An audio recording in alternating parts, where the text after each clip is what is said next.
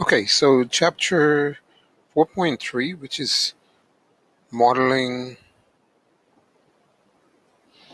linear trends using technology to write the regression equation and then use regression equations to make appropriate predictions.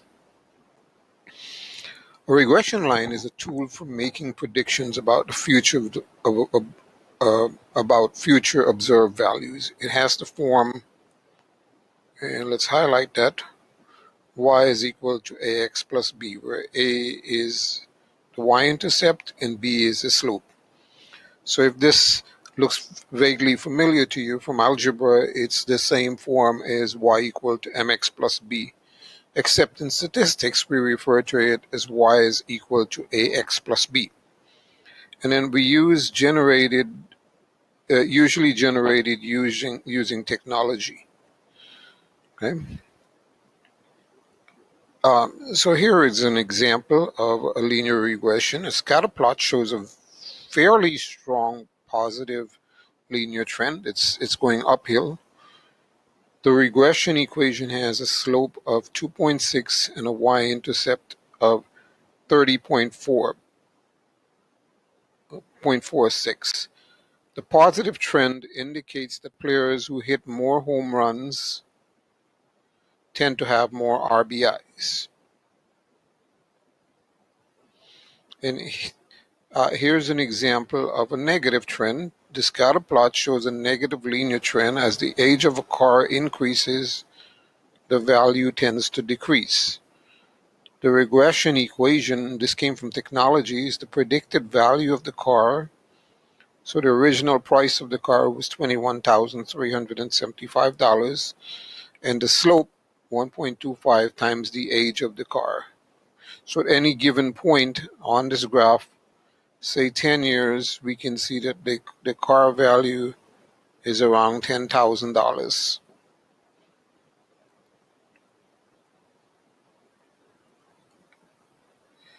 How to use the regression equation. The predicted value in the previous question right here, we know the equation, y equal to mx plus b. Use the equation to predict the value of a car that is 12 years old. So we'd simply substitute 12 for the age and use a calculator to give us that the value of the car that is 12 years old is $6,795.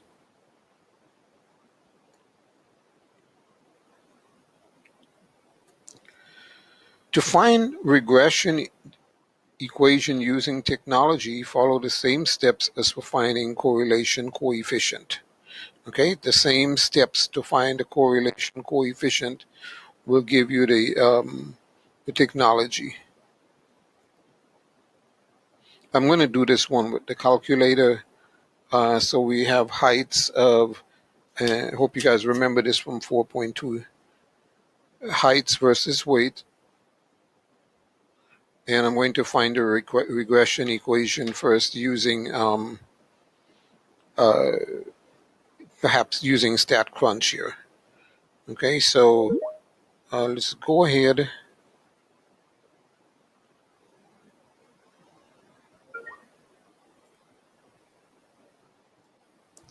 So remember that you have this StatCrunch program embedded in the problem, so you can just open the data in StatCrunch. So I went ahead and copied and pasted my data to StatCrunch, and we're going to go ahead and press Stat, Regression, Simple Linear, var1, var2, and Compute. So now we can see the equation of this model. I need to snip this, so I need to pause. Okay, so we're going to copy this part. We don't need everything here, okay? They break it down to slope and intercept, but All we want really is the equation. So we're going to copy and paste this, put it over.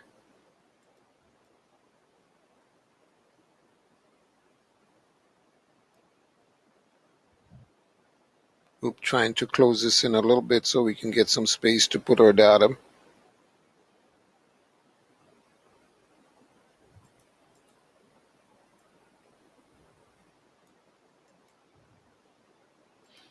Okay, so there's our data. And notice how closely it's actually the same. var2, the weight, and because we didn't name the columns, I can name the column weight, the y column 8, and the weight, and the x column height, but I didn't name them. So this is going to become important because you can't switch around x and y in this case. Okay, and of course you can, if you wanted, you could also get the graph of that wonderful equation by going back to it and clicking the right button, and there is your graph.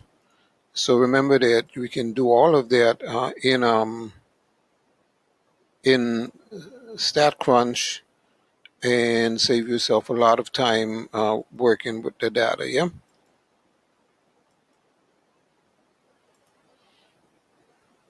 Where did it go?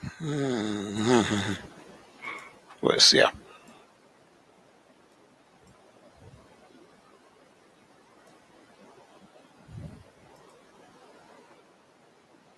Okay, there's the graph of the data as well. So because we know this equation that weight, and you have to remember what we consider vars 2 and vars 1. We represented vars 2 as the weight and vars 1 as the height.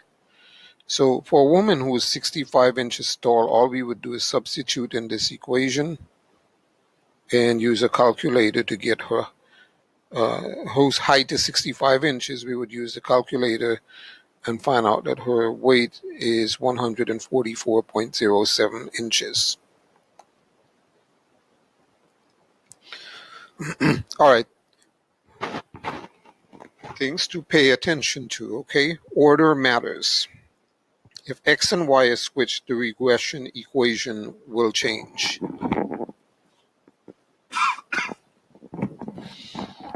We use the x variable to make the predictions about the y variable. So the x variable is called the explanatory or the predictor variable. It is also in algebra called the independent variable. And the y variable is the response or the predicted variable, and it's called the dependent variable. Pay attention to these. They might come back in the homework question. Interpreting the slope of the regression equation. Slope tells us how much the y variable changes when the x variable is increased by 1 unit. A slope close to 0 means there is no linear relationship between x and y. Okay?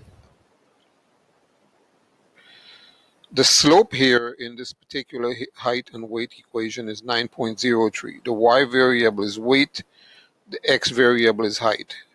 This is saying for every additional inch in height, the weight tends to increase by 9.03. Or another way to say it, every increase of 1 inch in height is associated with an increase of 9.03 pounds. Okay, not the other way around. The y-intercept is the predicted value when x is 0. The y-intercept is meaningful only if it makes sense for x to equal 0. So look back at our example here. In the previous example on association between height and weight, the regression equation was weight is equal to negative 442 plus 9.03. Interpret the y-intercept if appropriate. So the y-intercept is negative 442. It is predicted that the value for weight if X height is 0. However, it is impossible to weigh negative 442 pounds because it's impossible for a woman to be 0 inches tall. So in this case, the y-intercept is meaningless. All right, so we can go right into discussing the homework questions. The scatter plot shows the heights of mothers and daughters. Completes part A to E below. So here we have the heights of daughters and the heights of mothers, both in inches. So keep in mind now, the y value is the dependent variable. So the independent variable is the mother's height.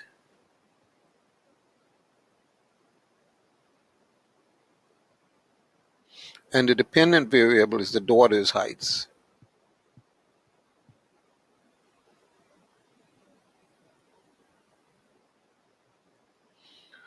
From the graph, approximate the predicted height of the daughter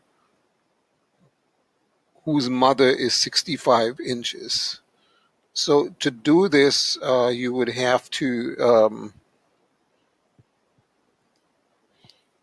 look right here at the 65.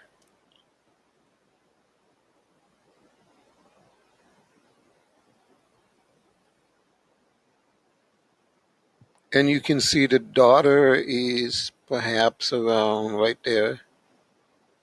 On the y-axis, the daughter is perhaps around 64 inches. Okay? When the mother's height is 65, the corresponding daughter's height is about 64 inches. Now, if we were to use the equation, the given equation right here, daughter equal to 20.47 plus 0.667 times the mother, which is 65, and put that into our calculator. So 20.4.667 times 65.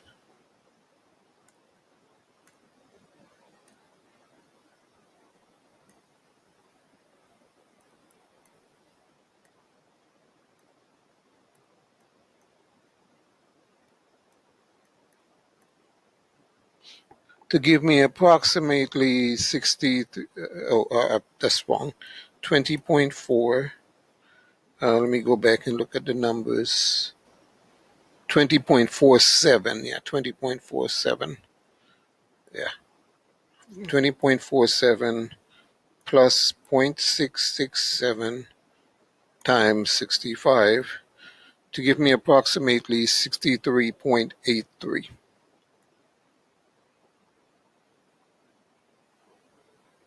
So that would be 2 decimal places, 63.83. Notice, compare the two. This is from the graph. This is the actual, using the actual linear equation. Now interpret the slope. So this means that for each additional inch in the mother's height, the average daughter's height increases by 6.67, about 6.67 inches.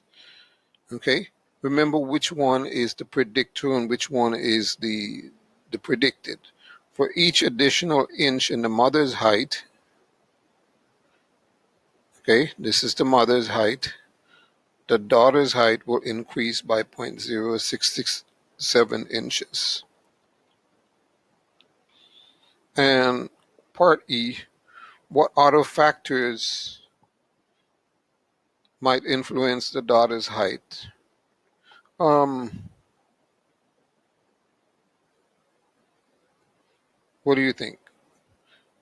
This is a kind of a common sense question. The daughter's nutrition during formative years, and also the father's height. Okay, number of children have nothing to do. Number of children the mother has nothing to do with it, and the heights of the daughter's siblings have nothing to do with this problem.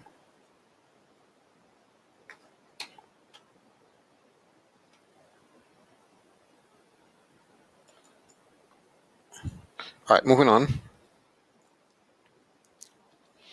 So this question is a scatter plot question, shows the median annual pay in dollars per year for the college educated men versus college median women's pay on the y-axis. And they gave us the equation: predicted woman, okay, the y value is equal to 13.359 plus 0.0501559 men.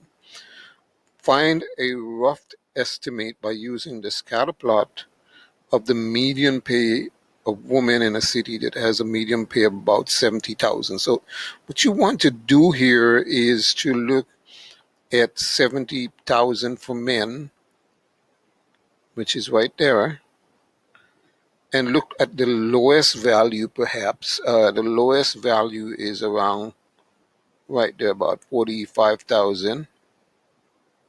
Okay.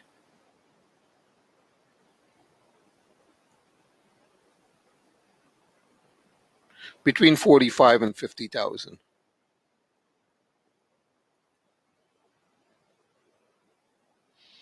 And then you look at the highest value at 70,000, and that falls between 50 and 55,000 right there.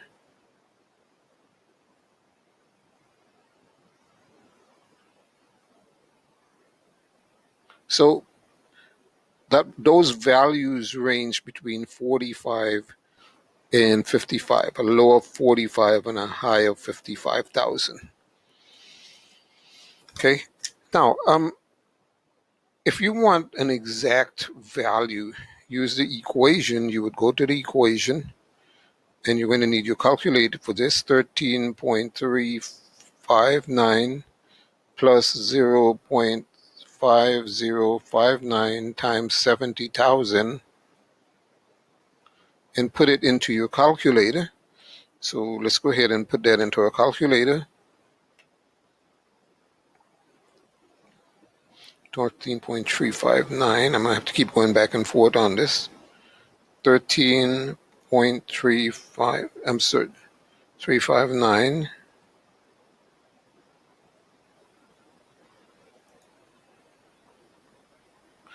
I'm sorry, that's 13,359. So we got to clear that.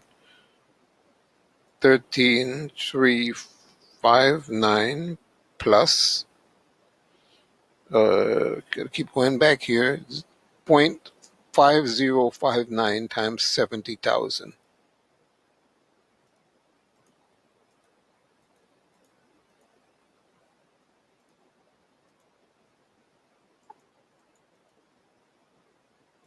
Press enter, and we get a value for 48,872.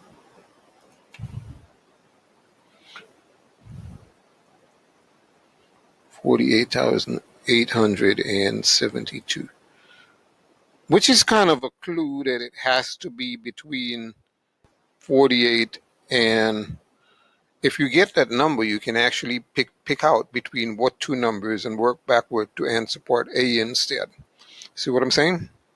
Because 48 is a number between 45 and 55.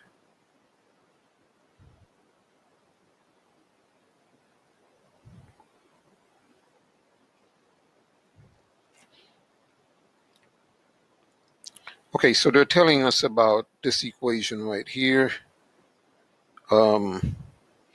Maybe I can snip it and put it closer so we can get a better look at it while we're solving the problem.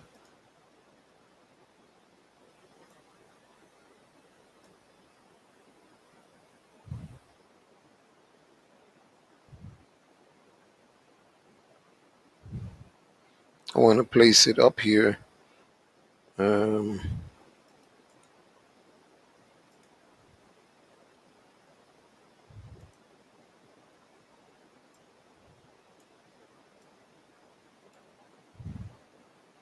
This is not going to move, is it? Nope. Okay, so let's try something else here. Maybe if I close this in just a little bit, I can get it to move. It's kind of difficult. This is so easy when we're doing it on a regular whiteboard. Okay, so maybe I can paste it now. Let's try it and see.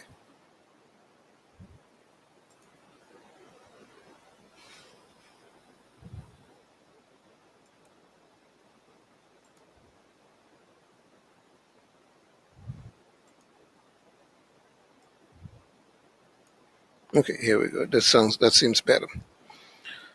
All right, here we go. So report the regression equation using the words hand and foot. So predicted, since y is foot, predicted foot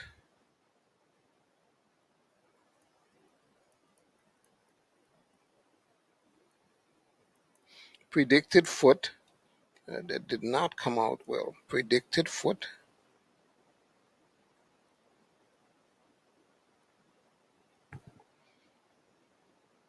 and here we have it, equals to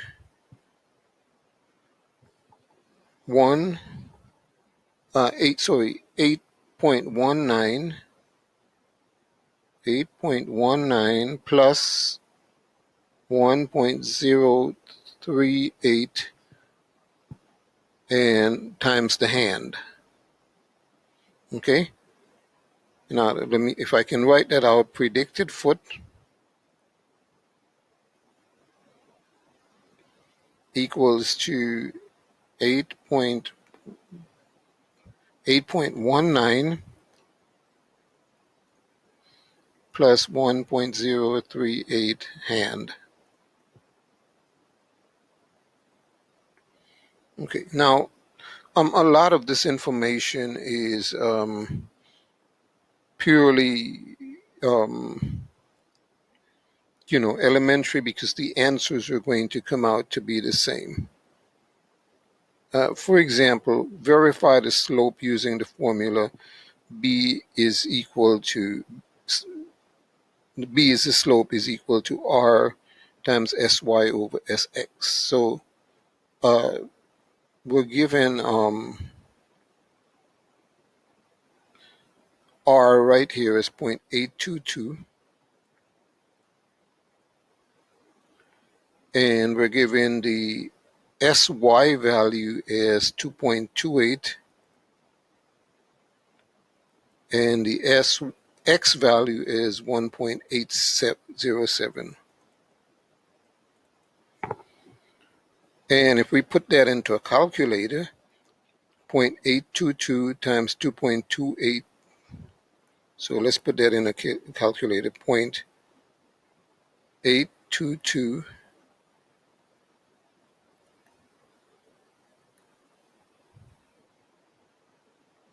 times 2.282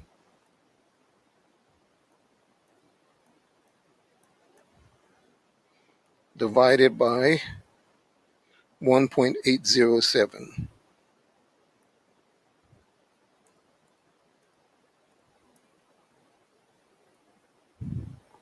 And we get 1.038.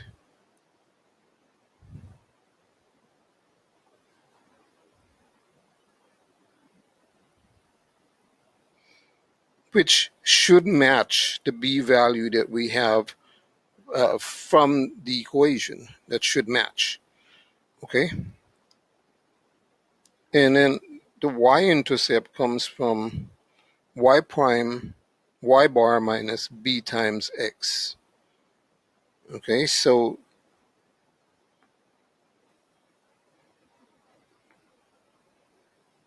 one second here.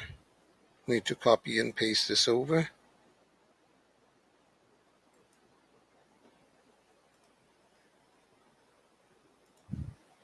All right, moving back to our problem. So now we're going to take y bar, which is given as the mean value is 26.0 733 minus B, the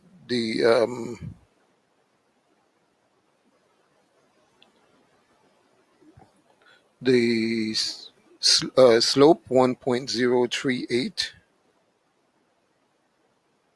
times the x mean, which is 17.867. Okay, so if we put that into the calculator, with 26.733 minus 1.038 times 17.867, we get approximately 8.19. I'm going to capture that and bring it over to the notes.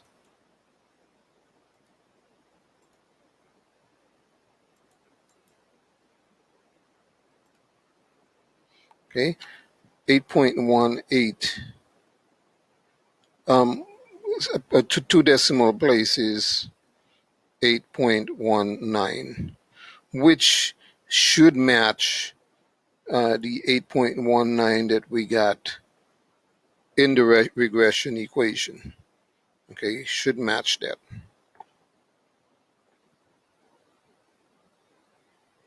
And lastly, it wants us to use the regression equation to predict the foot length for somebody with a hand length of 20 centimeters. So foot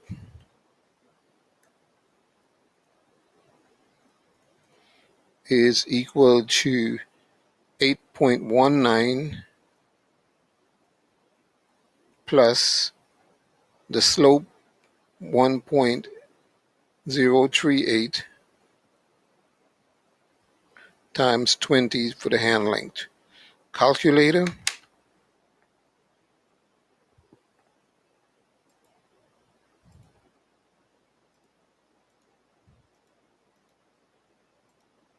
8.19 plus 1.038 times 20,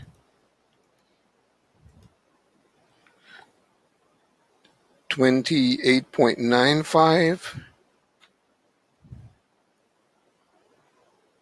and they said to round it to the nearest whole number, so 29 centimeters.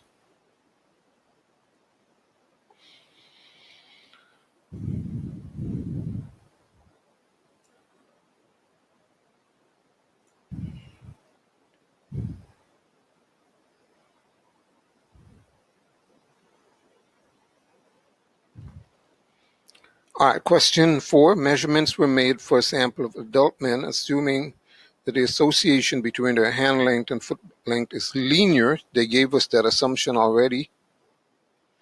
Output for predicting foot length from hand length is provided from several different statistical technologies. Complete parts A and B. So first, report the equation for predicting foot length from hand length. Okay, so predicted foot length, and again, we're looking at the given equation, which is right here. They wanted to 3 decimal places, so predicted foot length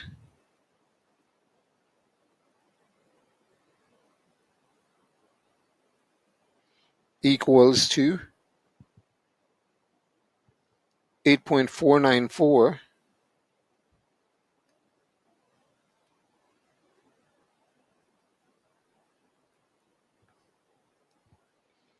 plus, I'm rounding to 3 decimal places, 0.998 hand length. Okay, that's what would go in here. Hand length. Now, Explain how to find the slope and intercept for each of the following outputs.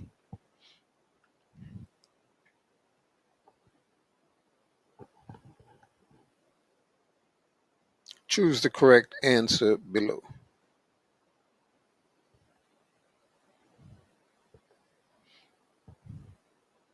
All right, so the slope is being multiplied by the handle and the intercept is constant.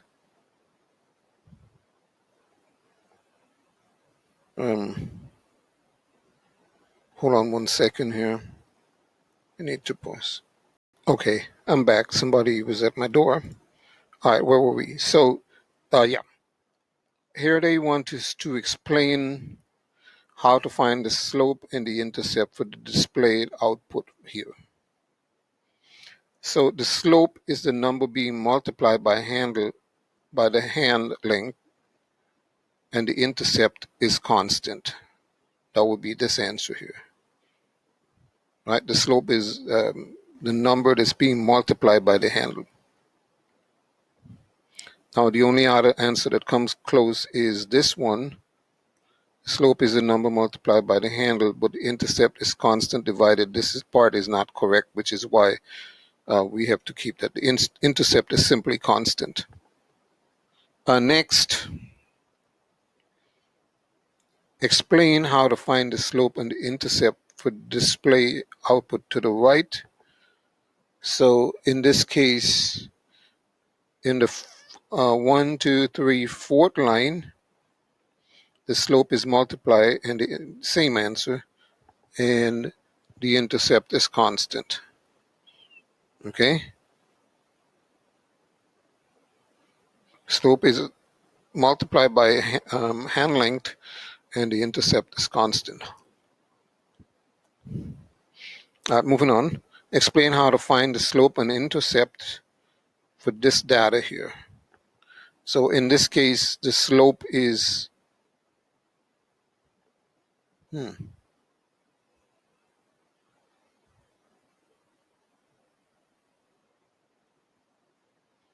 okay, the intercept value is the intercept value, and the slope is the x variable right there. So it's actually a for this one as well. Okay, and finally, explain how to find slope and intercept from the data on the right. Okay, so in this case, the a value is the intercept and the b value is the slope. Okay, y equals to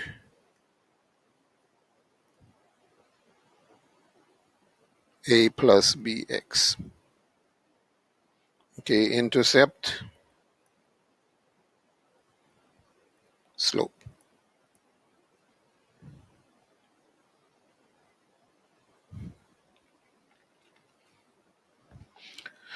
All right, moving along. Question 5 is asking us the correlation between height and arm span in a sample of adult women was found to be 0.932. The correlation in arm span in a sample of adult men, so we have for adult women, adult men is 0.869. Which association, the association between height and arm span for women or the association between height and arm span for men is stronger? So clearly 9.32 is greater than 8.69. So the association for women is stronger because R value is farther from 0. Okay.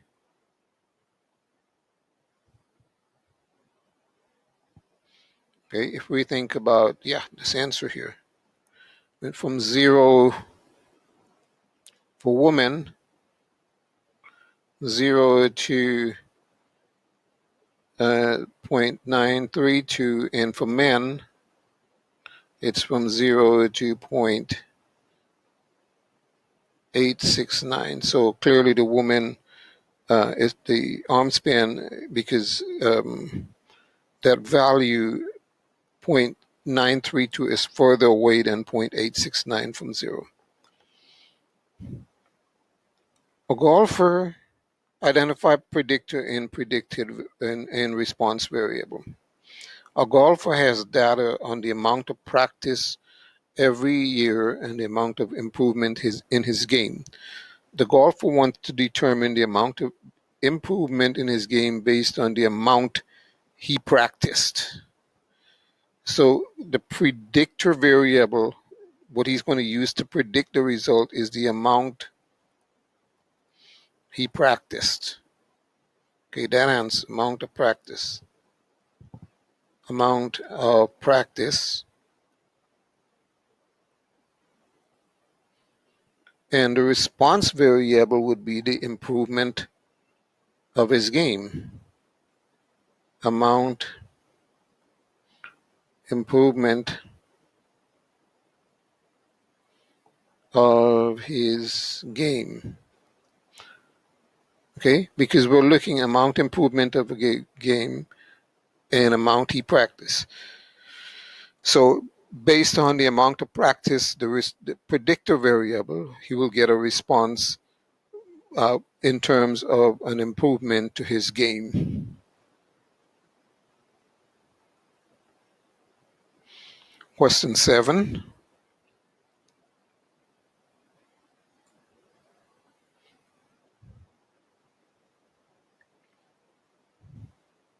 So this has some data that's given here. When you click the icon, you can open it with StatCrunch, and we are going to check and see if the model is linear, right? Based on what we can see here from the 4 choices, okay, this is a 6 or 7 cities and give the time randomly for the airplane to make the flight. So distance in thousands of miles, time to make the flight from each city. Okay. When you click the Start Crunch button, it will take distance and time over. Now, the linear model is appropriate because there is a linear trend. Okay, linear trend.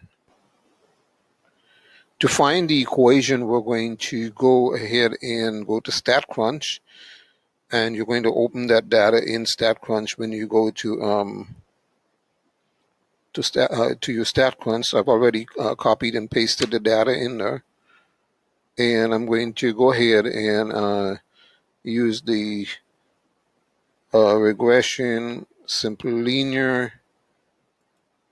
X is variable 1, Y is variable 2, in compute.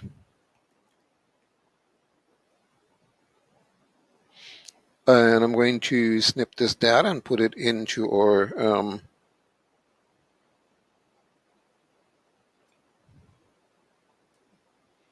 notes.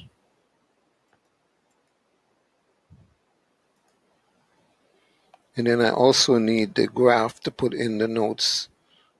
Can I get that? Yeah. So this one here kind of distorts the image, but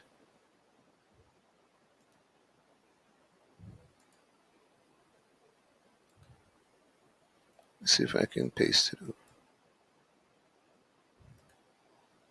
Okay, that came out perfectly nice. So the predicted time, var2, okay, remember we took var2 as the time, that time right there. This was our x or y variable, okay. The predicted time is equal to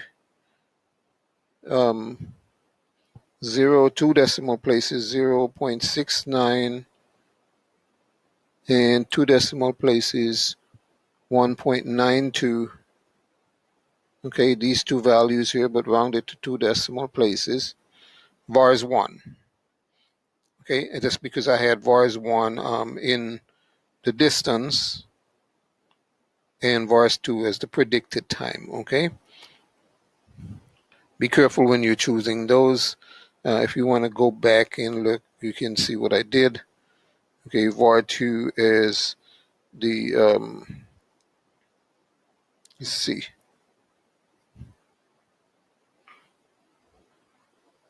var2 is the time in hours, and vars1 as the distance. So I put var1 in the x variable and var2 as the y variable. Okay, pay attention to this because the time in hours is equal to this intercept times the slope times thousands of miles. Okay, interpretation. So for every additional, remember we're talking about thousands of miles on average, the time goes up by, I'm sorry, this is 0.192, not 0.129, 0.192. Yeah, I copied that wrong. Yeah, 0.19. For every additional 1,000 miles on average, okay, you got to use on average, additional 1,000 miles, because we're multiplying the slope by that. The time goes up by 1.92 hours.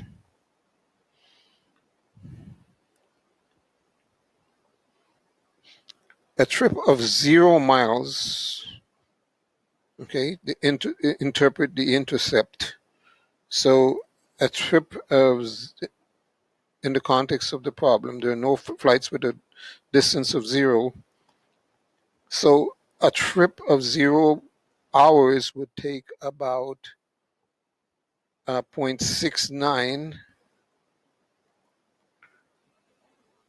hours. However, a trip would never take exactly 0 hours. So this time might account for delays perhaps in taking off and landing, yeah? Might just account for delays in taking off and landing. See what's happening there? Because now we have a trip of 0 miles taking 0.69 hours. And the only possible explanation would be the time in delay in taking off and landing.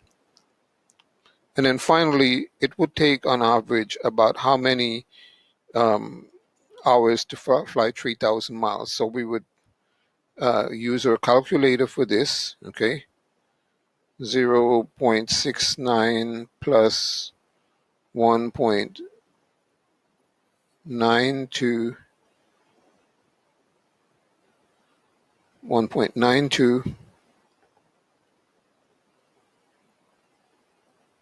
times 3, okay?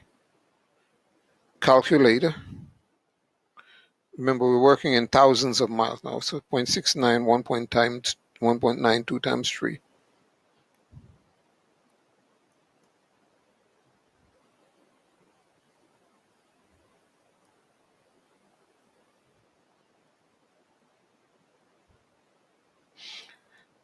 To give you approximately or exactly 6.45 hours.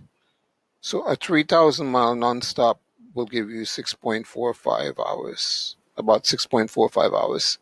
A key thing to remember here, do not multiply by 3,000 because they're telling you that it's thousands of miles. So that's 3. It's already assumed that it's 3,000 when you type in 3 right there. Okay.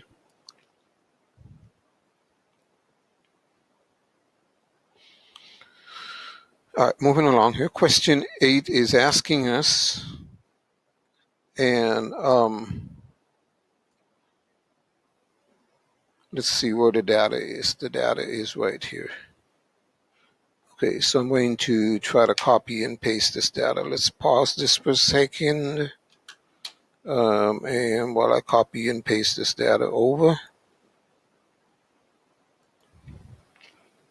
All right, so I copied and pasted the data for question 8 over to StatCrunch, and we're going to look at the predicted, determine the equation for predicting percent yes from students with limited English. Okay, so let's go ahead and put that into our calculator, into our StatCrunch. Copy it and pasted it. You guys are just going to have to open it. Stat, regression, simple linear, voice 1, voice 2.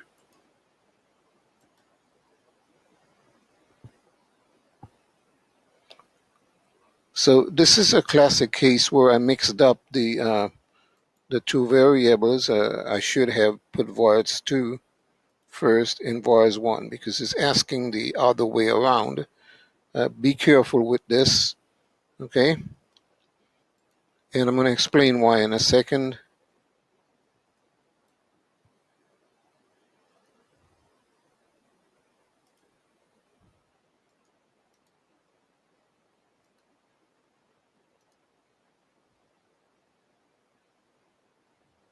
Okay, here we go. In this case, they're asking the predicted percent yes.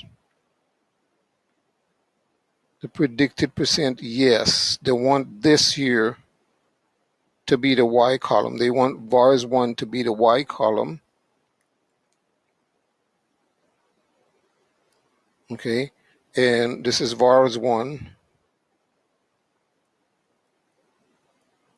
And X to be vars 2. So I had to go back and fix this. Okay, option, edit, vars, X column is var 2 and Y column is vars 1 in order to get this correct. So be careful with this question, okay? And then they want us to round this to 2 decimal places. So 68.19 plus 0.40% of students with limited English. So interpreting the slope for every additional percent of students who have limited English. Okay, remember, for every unit, every single unit of a student who has limited English, on average, the percentage of voters goes up by 0.40.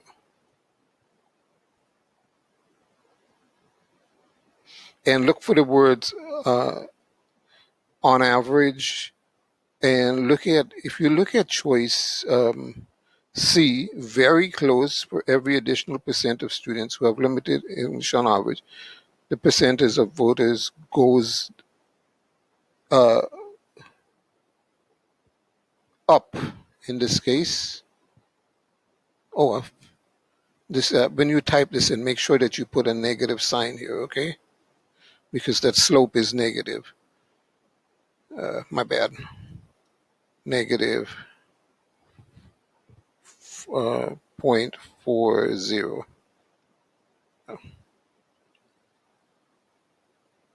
So they're checking to see, because if you're not paying attention to that negative sign, it's very easy to select goes up instead of going down.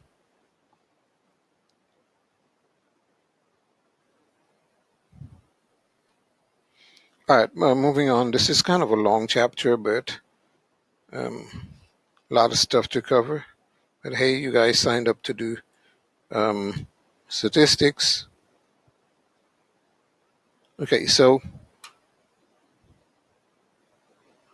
new set of data. I'm going to pause here for a second and copy this data and then come back to you, okay?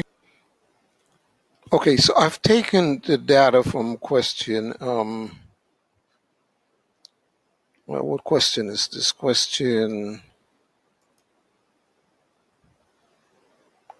9, and I've copied it into StatCrunch. It's a lot of data. I've copied it into StatCrunch, okay? And it's talking to us. It says the slope of this. First, they said use the number cent as the independent variable. Okay, so cent as the independent variable.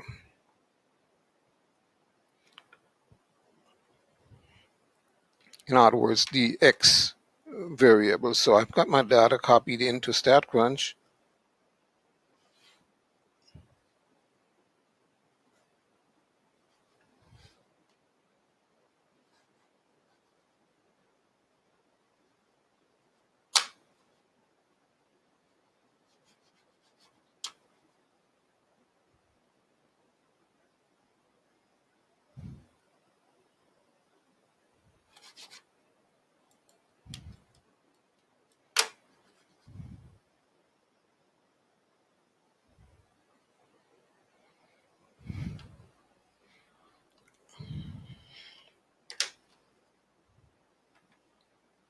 Okay, sorry about that.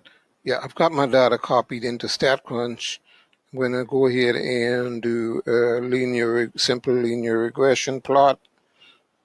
And they said to use x, the cent, as the x variable, and the y variable used to receive and compute.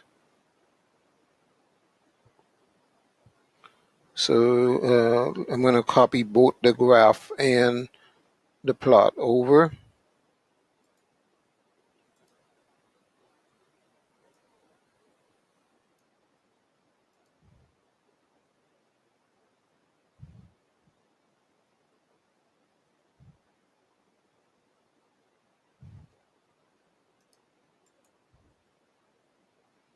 Okay, there's the equation, and then I need to also get the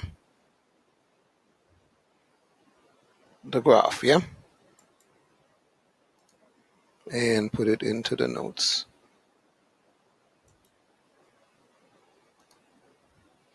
So we can probably see immediately that the graph is this one. See? Okay. Predicted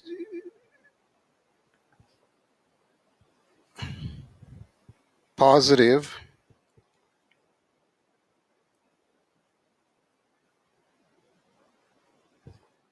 Hold on a second. No, the slope of the scatter plot is positive. I'm trying to read the answers at the bottom here on another page. The slope is positive. Yeah, positive. And then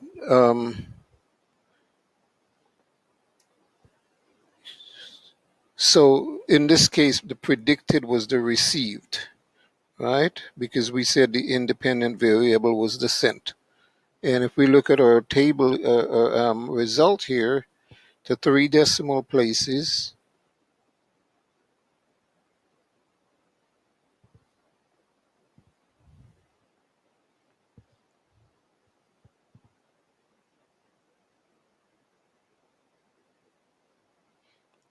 something's not right here.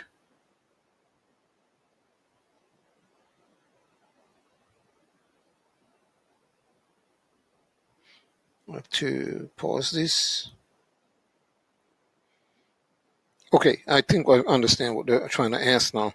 Use the linear regression to find the equation of line of best fit. So in this case, received, which is our dependent variable, is equal to 1.714 plus 1.034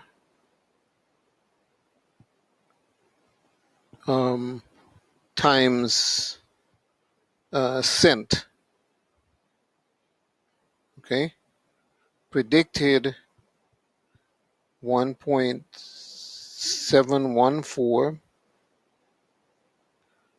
plus 1.714 plus 1.034 equal to 1.014 times the cent value. Okay. having a moment here because this is very confusing here the way they have it written. But it should be received is equal to 1.714 plus 1.034 times the cent value. This is what I have here. Okay, I renamed the columns, by the way. Interpret the slope. So the slope here simply means that for each additional message that was sent, there was an average of 1.034 more messages received. Okay, it's not the other way around. So be careful when you're answering this question. For each additional message sent, okay, sent, each additional message sent, then there's an average of 1.34 messages received. And interpret the intercept. With 0 messages sent, there should be approximately 1.714 is approximately equal to 2. So approximately 2 messages received. Okay, round to the nearest whole number.